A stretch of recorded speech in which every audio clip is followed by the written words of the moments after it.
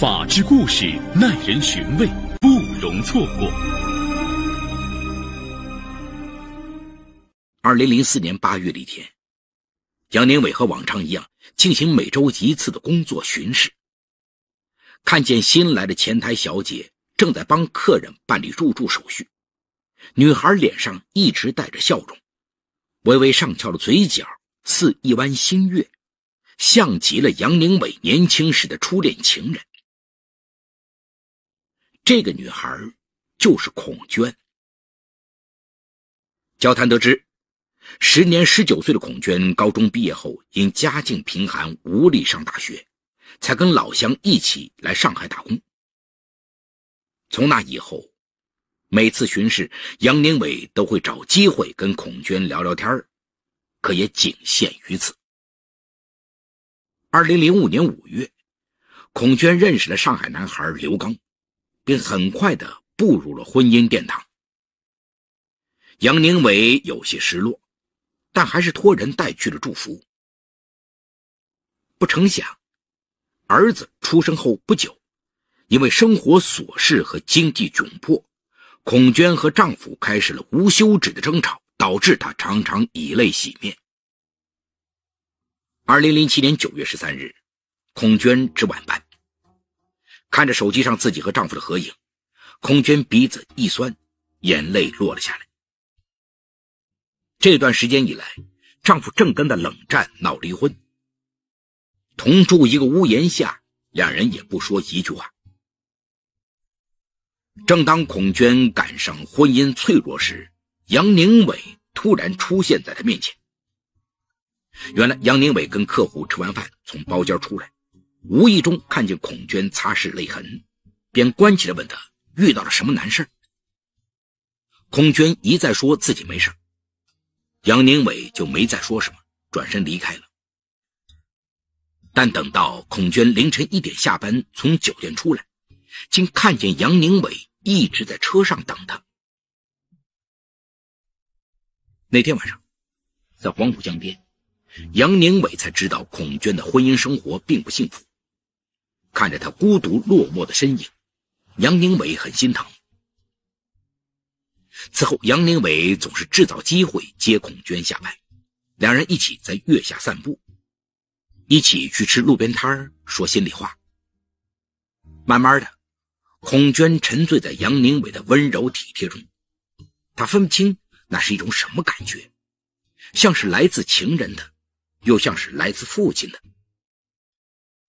当杨宁伟抱住她的那一刻，她没有拒绝。情感的闸口一旦打开，就再也关不上。杨宁伟抽出一切时间跟孔娟幽会。见孔娟衣着朴素，他大方地给她一张银行卡，让她去买点衣服和化妆品。孔娟坚决不要，说：我跟你在一起不是图你的钱，这钱我要是收了，那我成什么人了？孔娟的重情重义让杨宁伟倍加珍惜，虽然给不了他婚姻，但他尽一切努力让他幸福。2007年底，考虑到杨宁伟卓越的管理才能，总公司决定将他调至上海某集团公司担任经理。虽然这次职务调整更有益于自己今后的发展，但杨宁伟却有些不太高兴。得知杨宁伟的想法，孔娟笑了，说：我现在每星期都能休息2天，你要是有空给我打电话，我一定会去陪你。孔娟没想到自己很快就食言了。2008年2月的一天，杨宁伟约孔娟一起吃晚饭，孔娟歉疚地说：我丈夫好像知道了什么，休息日都不让我出去，我实在脱不开身。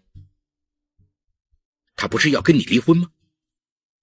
杨宁伟生气地说，全然忘记了自己的角色。这样的事接连发生了几次，杨宁伟十分生气。对孔娟，他是付出了真心。虽然他身边从不缺少投怀送抱的女孩，但他们大多是看重他的钱，只有孔娟不是。一个周日的午后，杨宁伟终于见到了孔娟。缠绵过后，孔娟告诉杨宁伟，这段时间我要参加升职考试，得在家看书，可能没那么多时间陪你了，你得多体谅体谅我。杨宁伟当即板下了脸，我看这工作你做不做都无所谓，我养得起你。他话音刚落，孔娟就在他头上狠狠地敲了一下，我有手有脚，不用你养，再说我毕竟还没离婚，被人知道了不好。杨宁伟觉得自己对孔娟付出了真心，孔娟必须也对他付出真心。他霸道地提出了一个折中的方案，按道理我们1个月要爱2次，你现在不陪我也行，但你以后得加倍陪我，每缺席1次，以后得陪我2次。我先把你欠着我的存着，就像在银行里存钱一样，要付利息的。孔娟当时听后还笑了起来，觉得他像个小孩一般可爱，属于兴趣盎然时说疯话。他哪里想到杨宁伟会把他的性爱储蓄理论付诸实施，并且给他带来了无穷无尽的烦恼。2008年5月29号，孔娟下班途中接到了杨宁伟的电话。杨宁伟说，这都月底了，说好了你这个月陪我3次，可你才出来1次，你打算怎么办？为补偿情人，孔娟只得给丈夫打电话说晚上要加班，然后赶去跟杨宁伟见面。见面后，杨宁伟还一本正经的算账，你还欠我1次，下个月得多陪我2次才行。孔娟开玩笑地说，你比地下钱庄还狠呐。玩笑归玩笑，孔娟知道杨宁伟不是个坏人，对他也算是真心真意，正是这份痴情让孔娟放不下这段感情。一开始孔娟会想办法挤出时间去赴约，可随着旅游旺季到来，酒店客人增多，她时常忙得抽不开身。2008年中秋节前夕，孔娟刚下班就被杨宁伟一把拽进了车里。等开到一个没人的地方，杨宁伟再也抑制不住内心的不满，冲孔娟大喊道，这2个月你总共才出来2次，每次出来了待一会儿就要走，我不是乞丐，需要你怜悯，我是真心喜欢你，你是不是吃准了我才把我不当回事？孔娟一再解释说，这段时间实在是太忙了，等不忙了我一定好好补偿你。杨宁伟一把推开了孔娟的手说，不忙了，你又要陪丈夫陪孩子，哪有时间陪我？孔娟低着头不再说话，突然之间她觉得好累呀。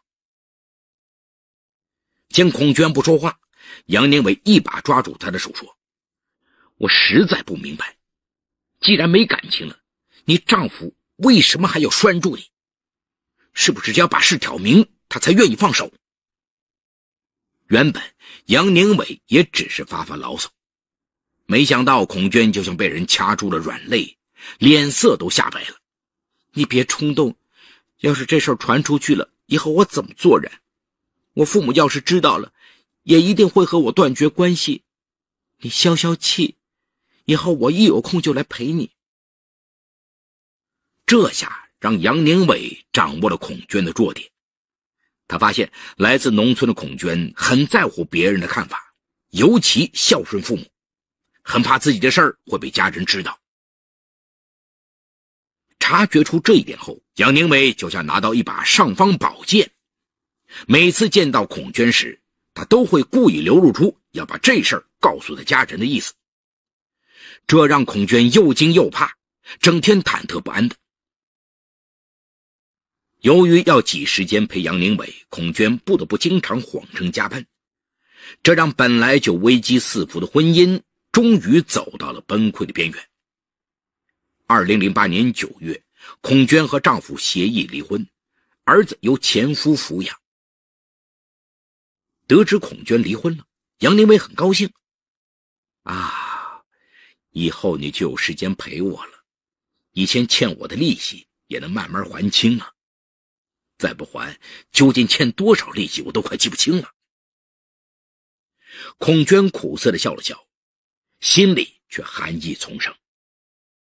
这种时候，杨宁伟只想到自己，一点也不能体会他作为母亲无法守在孩子身边的伤心难过。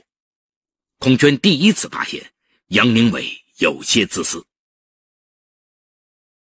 2009年初，见孔娟身边没人照顾，热心的同事便张罗着给他介绍了个对象。小伙子名叫张超，是孔娟所在酒店的大厨，人长得很精神。最难得的是，他不在乎孔娟离过婚。知道孔娟胃不好，他便做一些清淡的小菜，装在饭盒里给她送去。天冷的时候，细心的他给孔娟买了一副棉手套，偷偷的放在她的自行车车篮子里。这种家人般的关心让孔娟倍感温暖。她想结束跟杨宁伟的不正当关系，开始新的生活。对杨宁伟打来的电话开始有意避之。孔娟的变化没躲过杨宁伟的眼睛。通过打听，他得知最近孔娟跟张超走得很近。怒火中烧的他硬是在上班时间把孔娟叫了出来。孔娟一再求他，我想过平静的生活，你就放我走吧。可杨宁伟怎么也不愿意。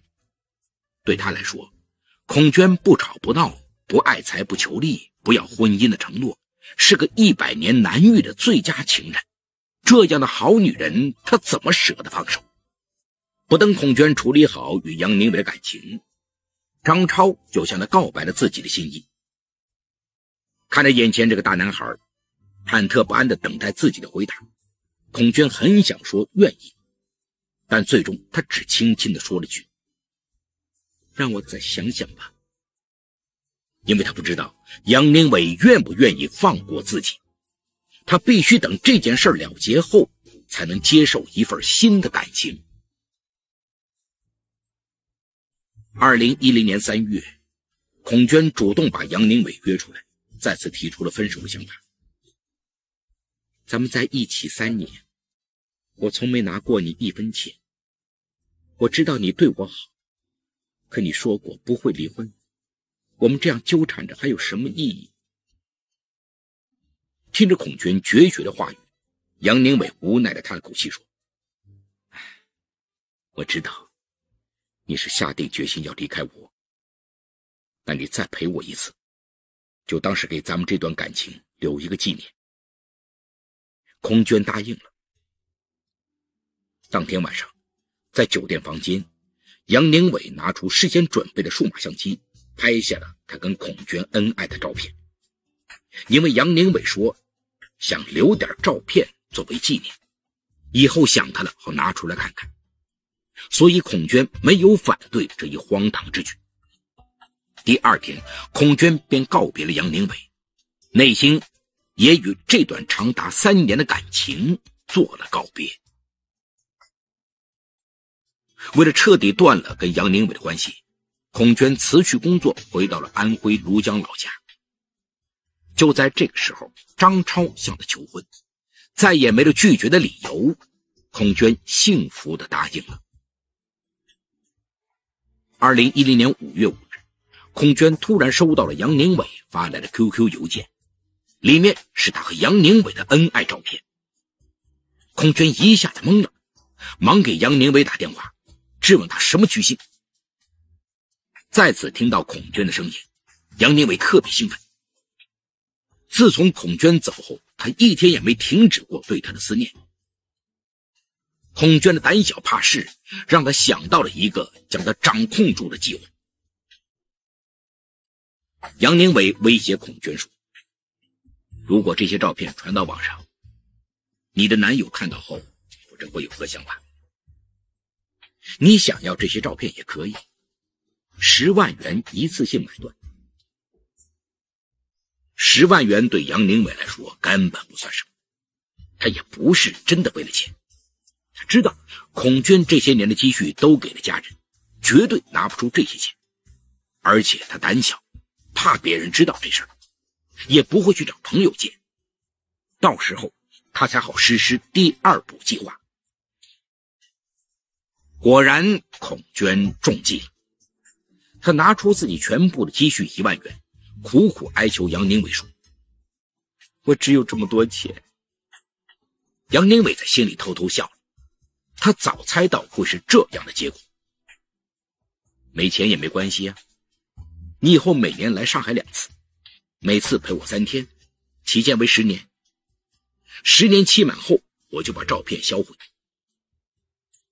这正是杨宁伟的聪明之处啊，他怕自己直接提出让孔娟陪他的主意，会让对方知道自己在乎他，那样他就更不把自己的感情当回事。反之呢，以拿钱相要挟，让他在拿不出钱的情况下主动投怀送抱，既显得自己大度，又能达到目的。杨宁伟暗接性爱的提议，让孔娟怎么也不能接受。2010年5月10日，杨宁伟再次在 QQ 上给孔娟留言：16日下午4点之前，如果不把钱筹齐，我就把照片发给你男朋友，寄到你家里，让所有人都知道你的事。杨宁伟这么做，就是希望孔娟能早一天回到他的身边。看到留言，孔娟急得大哭起来。他曾无数次想过答应杨宁伟的荒唐建议，可一想到张超那个一心一意爱自己的男孩，他就无法下定决心。2010年5月13日，眼看着离最后期限越来越近，孔娟整天心事重重。她在惶恐之后冷静思考，如果重新回到杨宁伟怀抱，意味着她会失去张超。虽然杨宁伟承诺会在10年之后销毁照片，可10年的时间充满了太多的变故，到时候他会不会变卦？再说把10年光阴葬送在一个出尔反尔的男人身上，这值得吗？可如果不答应，张超会知道，也许还会离开他，他能原谅自己吗？经过1天1夜的痛苦挣扎，孔娟最终决定报警。他想，杨宁伟正是算准了他不敢走这一步，才如此胆大妄为。比起自己宝贵的10年青春，比起以后背负沉重枷锁的人生，他宁愿自己不光彩的过去曝光，让贪得无厌的杨宁伟得到惩罚。为拿到证据，孔娟给杨宁伟打去电话，说：你照片威胁我，给你10万块钱，难道就不怕我报警吗？杨宁伟说：报警对谁都没好处，你绝对不会做那样的傻事。孔娟想尽办法套出杨宁伟的话，并用手机将其录了下来。拿到证据后，孔娟赶紧到安徽省庐江县公安局刑事侦查大队报案。侦查大队立即赶往上海，将杨宁伟抓捕归案。2010年7月2号，庐江县人民检察院以杨宁伟涉嫌敲诈勒索罪，将其起诉至庐江县人民法院。2010年8月13日，安徽省庐江县人民法院以敲诈勒索罪判处杨宁伟有期徒刑10个月。好，故事说到这儿就结束了。